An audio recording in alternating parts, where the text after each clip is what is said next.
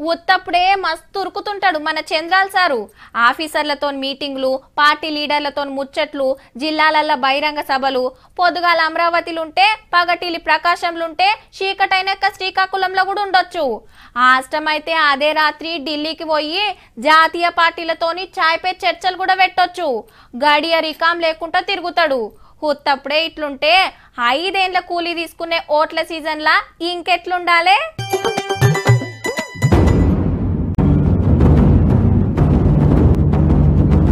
ఆడికే అయిపోలే. రైట్, గీ తీర్ల తిరుపతి ఎన్నికల ప్రచారం షురూ చేసిండు చంద్రాల్ సారు. ఇక మామ ఎన్టీఆర్ కాంచెల్లి కట్టుబట్టల కథ దాకా మల్లో పారి మొత్తం ఎల్లగక్కిండు.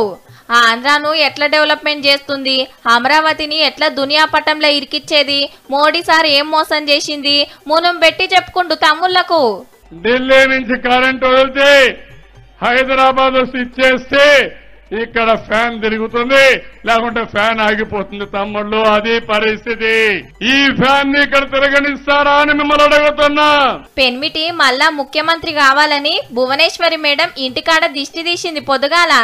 ఆడికెళ్ళి గాలి మోటార్ల తిరుపతికొచ్చి ఎంకన్నను దర్శనం చేసుకున్నాక ఎన్నికల మీటింగ్ పెట్టిండు.